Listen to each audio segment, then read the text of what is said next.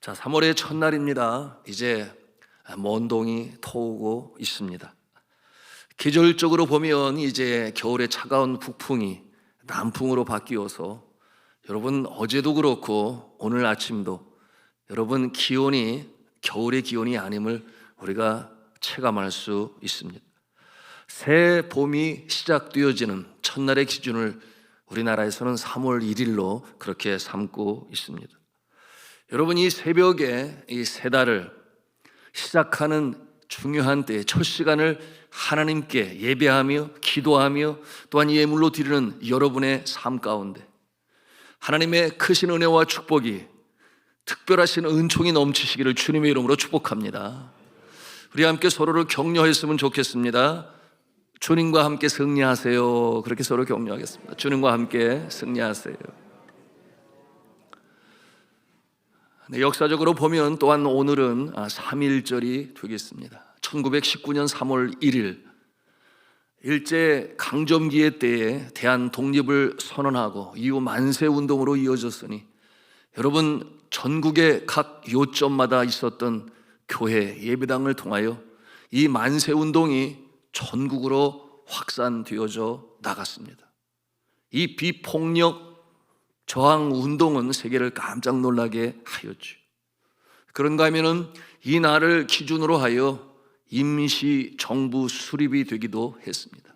이후에 이 일제를 향하여 이 독립운동이 다각적인 모습으로 또 거세게 시작이 되었습니다. 우리가 오늘 이 시간 기도할 때에 나라와 민족을 가슴에 끌어안고 기도해야 하겠습니다. 특별히 금년에는 4월 10일에 총선이 있어요.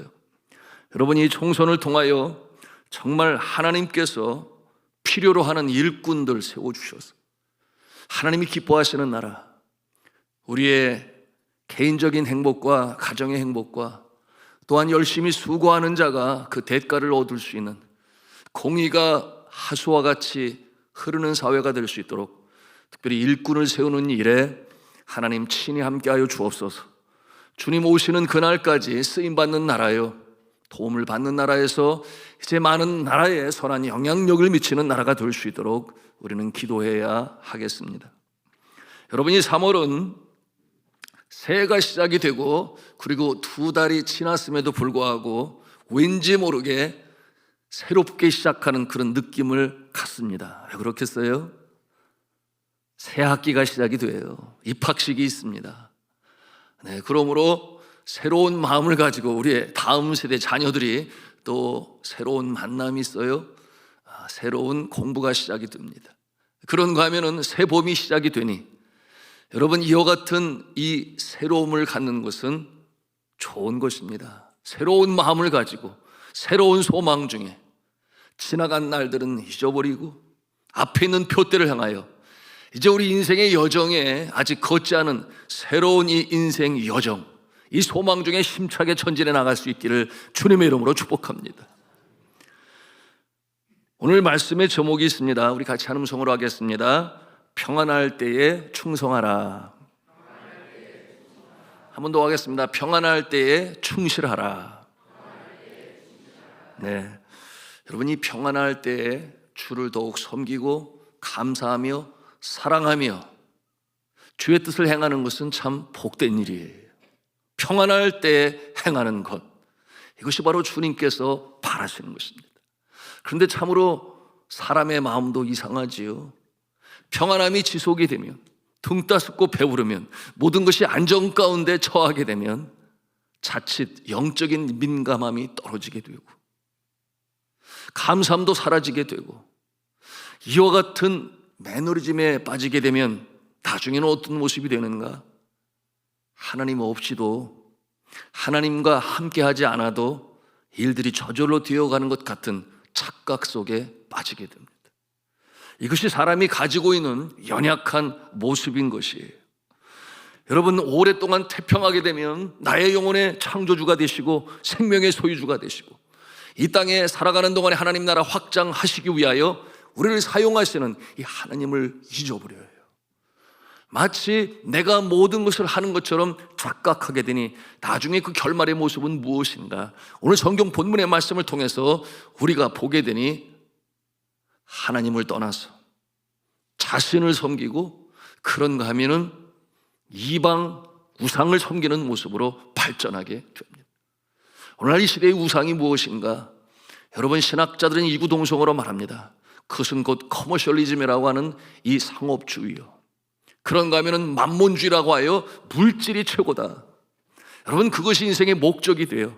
정작 자신의 영혼의 창조주를 잃어버리는 그 교만함으로 인하여 행복지수는 떨어지고 불만지수는 높아가고, 여러분, 그러는 가운데 이 우울과 이 염려가 우리의 마음을 지배하는 어려운 모습으로 나가고 있음을 여러분, 신학자들은 정확히 꿰뚫어보고 있습니다. 성경이 말씀하고 있는 바예요.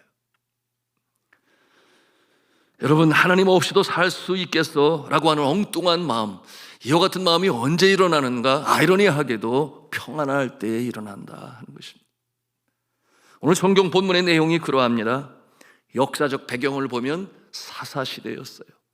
메소포타미아의 왕 구산 리사다임에게 패하여 이 8년이나 종살이를 하던 이스라엘 백성들, 하나님께서 그들을 긍휼히 여기셔서 온니엘이라고 하는 이 사사를 세워 그들을 건져내시고 역전을 행하시니 그들을 물리칩니다.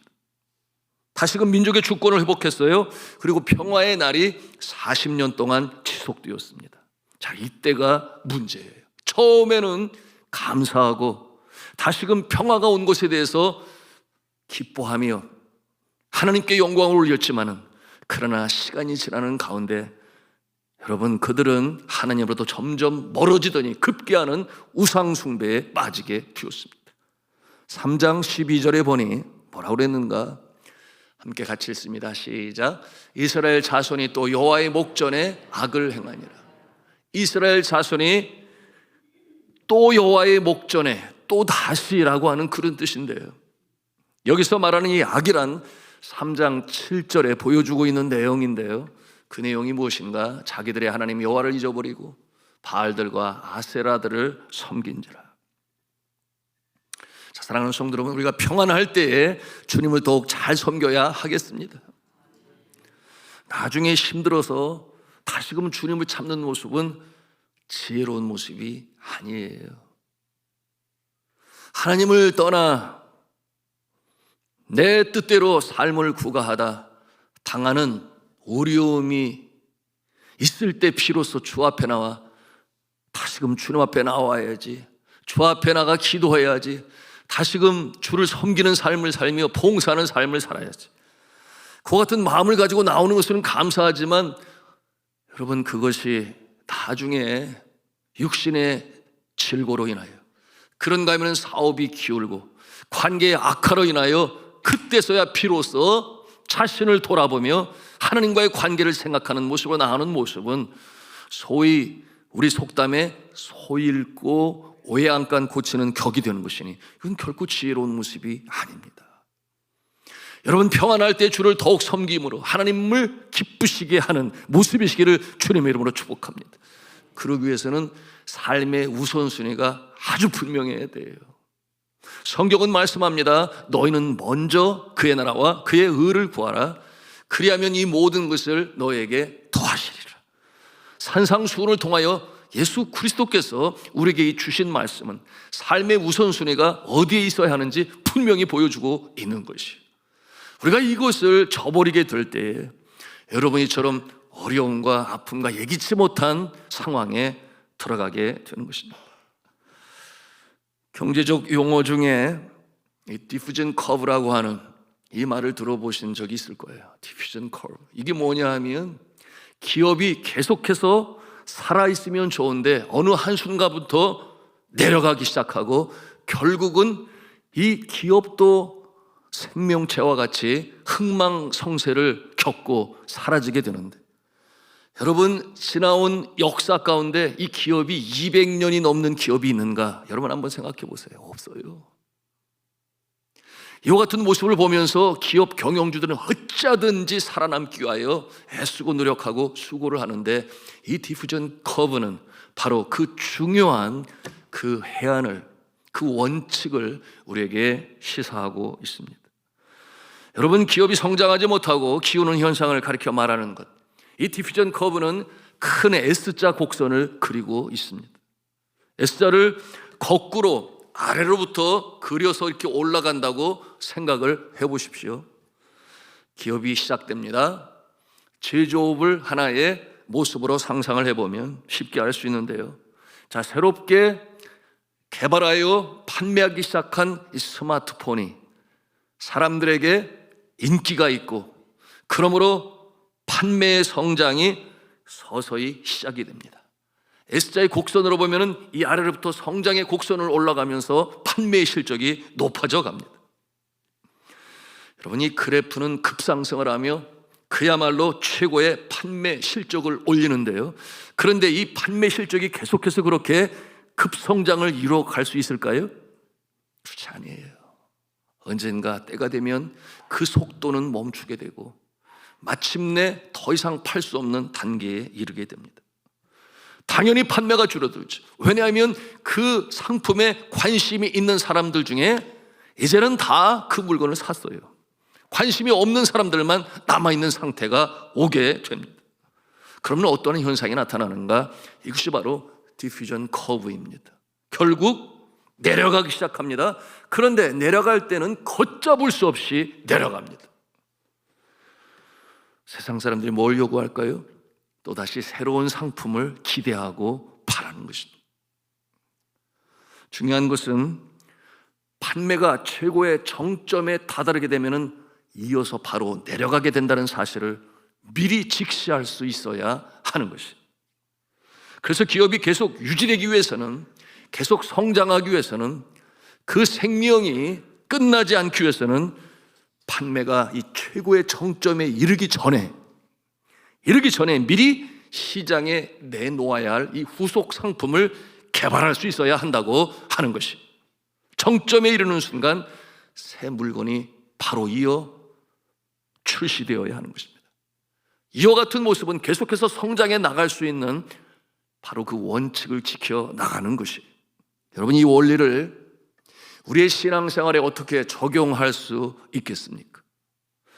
영적 최고의 상태를 유지하기 위하여 평소에 우리는 늘 준비된 자세로 살아가야 되는데, 여러분, 그것이 바로 승리하는 비결이요, 날마다 새벽으로 깨워 주 앞에 기도하고, 그리고 드릴 것이 있을 때 미리 드리는 것입니다.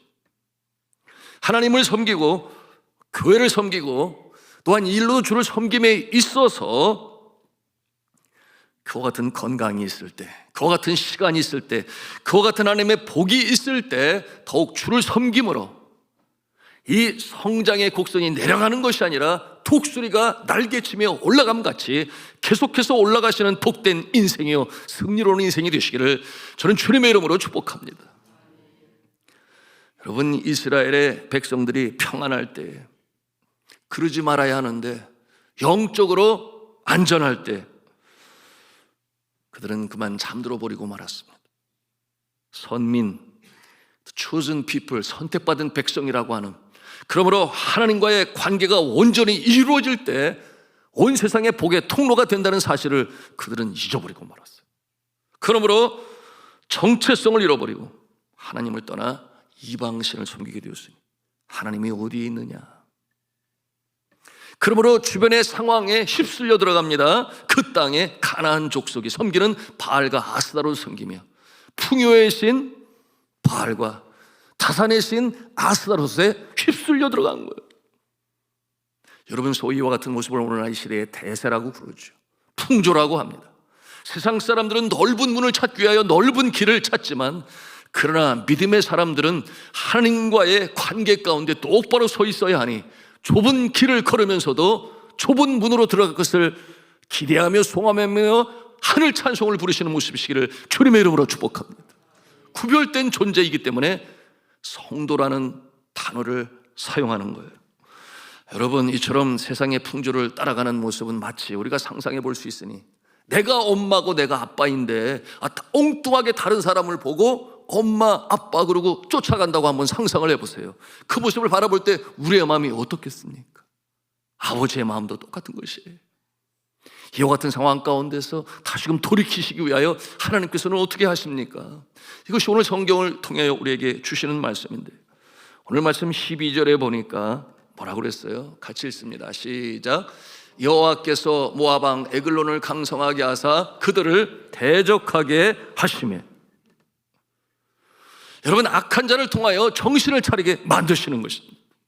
여러분, 이와 같은 상황이 우리 믿음의 사람들 가운데서도 영적으로 잠들어 있을 때 나타나는 모습인 것입니다.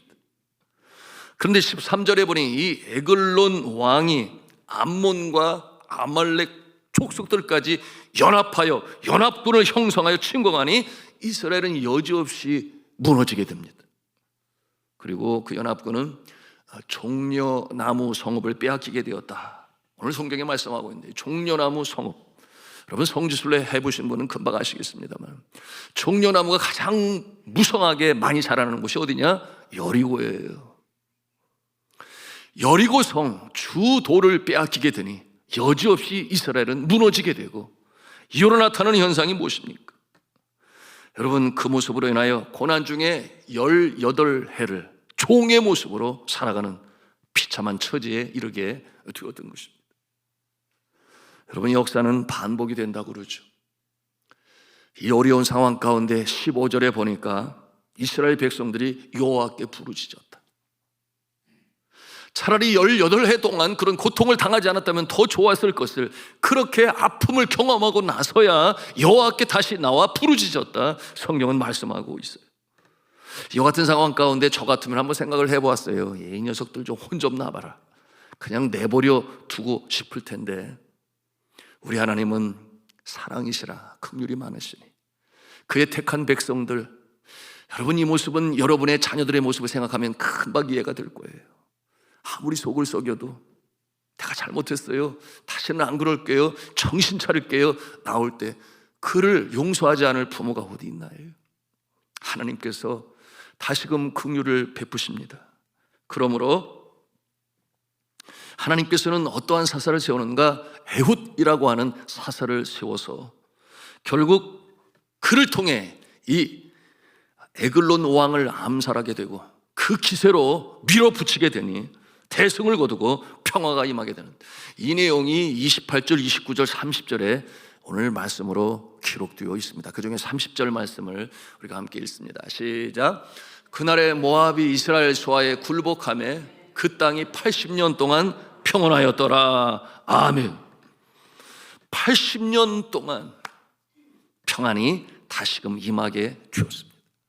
자, 오늘 이 역사적 사건을 우리가 말씀을 통해 대하면서 여러분, 이 에훗 사사에 대해서 우리가 좀 더 알기를 원하는데요, 여러분이 15절에 보니까 하나님께서 이스라엘 백성을 구원하기 위하여 에훗이라고 하는 자를 들어 사용하시는데, 그는 베냐민 사람이요, 게라의 아들이요, 그리고 왼손잡이 에훗이라고 말씀하고 있어요. 여러분은 왼손잡이, 오늘 이 시대야 오른손 왼손 다 쓰는 것이 최고다 이렇게 말하고, 뭐 왼손을 써도 뭐 그것이 그렇게 어려운 부분이 아니에요. 그러나 과거에는 그러지 아니했죠. 여러분, 평범해 보이는 말이지만 여기에서 이 왼손잡이라고 하는 이 모습을 문화적으로 볼 때, 특별히 이스라엘 땅에서는 이 왼손잡이는 있어서는 아니 될 존재, 신체에 장애를 갖고 있는 자라 그렇게 여김을 받았습니다. 이스라엘 백성들은 문화적으로 당연히 오른손을 씁니다. 여러분, 성경을 통해서도 하나님 우편에 앉으사라고 말을 했을 때 우편이 바로 오른편이에요. 왼편은 상대적으로 아닌 것입니다.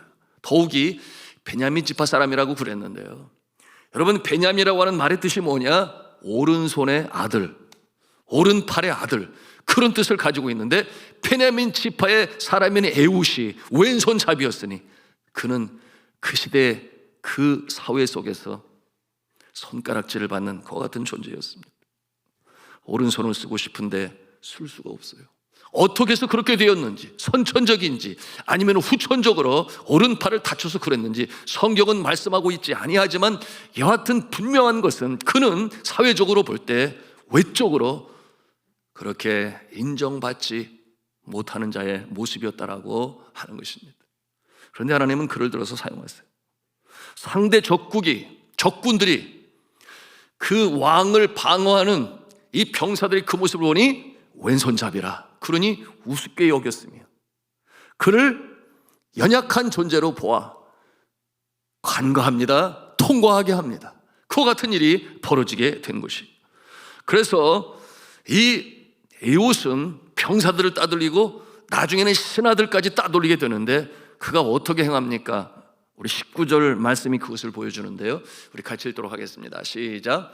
자기는 길갈 근처 돌 뜨는 곳에서로부터 돌아와서 이르되 왕이여 내가 은밀한 일을 왕에게 아뢰려 하나이다 하니 왕이 명령하여 조용히 하라 하며 모셔선 자들이 다 물러간지라. 왕이여 내가 은밀한 정보를 드리겠습니다. 이렇게 말을 하니까 왕이 귀가 번쩍 뜨이면서 조용한 가운데 듣기를 바라는 그의 모습을 보고 신하들을 다 물러가게 합니다. 아주 중요한 정보를 가지고 왔다. 기가 솔깃한 왕. 그와 같은 상황 가운데에서 결국 이 왼손잡이 사사 에웃은 왕을 죽입니다. 이와 같은 상황 가운데서 전세가 역전이 됩니다. 에글론 왕은 그렇게 죽었어요. 29절에 보니까 왕만 죽은 것이 아니라 여러분 이와 같은 기세를 잡은 이스라엘 백성들이 쳐들어가니 적군 중에 아주 장성한 그리고 강성한 이 10,000명의 적군들을 죽였다 그랬습니다. 죽은 자들이 모두 장사의 용사라고 했으니 마침내 이스라엘은 대승을 거두고 이처럼 80년간의 이 평안한 시대를 맞이하게 된 것입니다. 자, 오늘 이 사사 에웃을 통해서 우리가 배우고자 하는 영적 교훈이 있어요. 그것은 무엇이겠습니까? 여러분, 믿음의 사람들 중에도 개 중에는 자신의 어떠한 외적인 모습으로 인하여 그것이 콤플렉스가 되고 그것이 자꾸만 생각해도 내가 이 모습이기 때문에 일이 잘 안 되는 거야, 이와 같은 이 자괴감에 빠지는 이와 같은 모습이 없지 않아 있어요. 여러분, 우리 하나님께서 우리를 들어 사용하실 때는 오늘 이 에웃 선지자의 모습을 보더라도 금방 알 수 있으니 하나님 앞에서 이와 같은 상황 가운데 하나님을 바라보며 신실하게 충성되어 행하는 자, 문제가 되지 않는 줄로 믿으시기를 바랍니다. 하나님 앞에서 그것은 문제가 되는 것이 아니에요. 여러분, 하나님께서는 그 중심을 보신다 그러셨습니다. 그러므로 이와 같은 모습이 행여나 여러분의 마음에 걸림돌이 되지 않기를 바랍니다. 하나님께서 우리의 중심을 보셔서 나는 하나님께서 나의 영혼을 창조하시고 이 땅에 생명으로 보내시고 그리고 나를 통하여 역사를 이루시는데 그 모습이 학생이든지 가정을 이룬 모습이든지 또한 직장에 또는 사업을 감당할 때에도 하나님이 나를 사랑하시니 귀히 여기시니 나를 오늘도 사용하시지, 이와 같은 마음으로 믿음 가운데 소망을 가지고 주와 더불어 주의 손을 잡고 승리하며 전진하시기를 주님의 이름으로 축복합니다. 여러분, 헬렌 켈러라고 하는 분을 여러분은 잘 아실 거예요. 시각, 거기에 청각, 중복, 장애인의 모습. 여러분, 이와 같은 모습도 작가로, 교육가로, 또한 사회사업가로 그처럼 어려운 상황 가운데서도 존경을 받으며 모든 이 장애를 극복할 수 있음을 나타내 보여주었습니다. 하나님께서 그를 사용하신 것이죠. 그런가 하면은 경제의 대통령이라고 하는 미국의 경제적 대공황을 뉴딜 정책으로 다시금 회복하고 일어서게 하는 일에 루즈벨트 대통령, 여러분은 기억하실 것입니다. 39세의 나이, 장성한 나이, 신체가 건강했죠. 찬물에 빠지게 되었는데 이후 발생한 이 길링발의 증후군으로 소아마비의 현상이 나타나서 제대로 걷지도 못하니, 여러분, 그의 인생에 그야말로 캄캄한 먹장 구름이 그의 마음을 뒤엎었을 때 그의 부인은 포기하지 아니했어요. 그를 위하여 기도하라고. 하나님의 분명하신 선하신 뜻을, 그 기쁘신 뜻을 헤아리기는 어렵다 할지라도 분명 하나님이 당신을 사랑하니까 포기하지 말고 기도하라. 그렇게 격려하는 아내가 있었습니다. 두 다리를 쓰기 어려웠고 통증이 많이 있었지만 그럼에도 불구하고 하나님께서 그를 사용하시기자 하시니 재활치료를 통하여 그는 미국의 최초로 어떠한 대통령이 되었는가? 사선을 연거푸 승리하면서 그 어려운 때에 기수와 같은 모습으로 여러분 미국을 대경제공황에서 건져내는 주의 일꾼이요 대통령이요 종의 모습이 될 수가 있었던 것입니다. 자, 말씀을 맺습니다. 3월이 시작되었습니다. 새 달이 시작되었어요. 새 봄과 더불어 시작되었습니다. 여러분 지나온 몇 년 동안의 3월을 생각하면 여러분 얼마나 어려웠습니까? 코로나로 인하여 어려웠어요. 거기에 비하면 올해의 이 3월은 그 빛이 참으로 밝은 빛깔입니다. 여러분 이 3월 달에 주님과 더불어 나의 모든 어려움들을 주님께 맡기고 그리고 주의 손을 잡고 승리함으로 전진해 나가시기를 주님의 이름으로 축복합니다. 분명한 것은 우리가 평안할 때에 더욱 주를 잘 섬겨야 하는데 여러분 그와 같은 모습은 우리 인류 역사에 큰 타격을 주었던 어떤 일들이 있었습니까? 흑사병이 있었어요. 페스트라고 하죠. 그런가 하면 스페인 독감이 있었습니다. 사스가 있었고 메르스가 있었고 코로나19가 있었습니다. 얼마나 많은 어려움을 겪었는지 몰라요. 여러분 이와 같은 일이 닥치기 전에 우리가 마땅히 해야 할 일과 하지 말아야 할 일이 있음을 우리는 반드시 기억을 하고 지켜가며 예방적 차원에서 하나님께서 우리에게 주신 이 지구와 우리 인류를 생각하면서 오늘을 살아가야 하겠습니다. 마찬가지로 우리 영적 믿음의 사람들도 우리가 평안할 때 근신하여 경성하여 깨어 기도함으로 내가 주를 섬길 수 있을 때 나에게 건강 주실 때 나에게 물질 주실 때 나에게 시간 주실 때 주를 기쁘시게 함으로 계속해서 이 선순환 구조로 여러분 하나님의 은혜의 역사가 여러분의 심령과 가정과 일터와 생업의 현장 사업장 가운데 섬기시는 교회 날마다 넘쳐나기를 저는 주 예수 그리스도의 이름으로 축원합니다.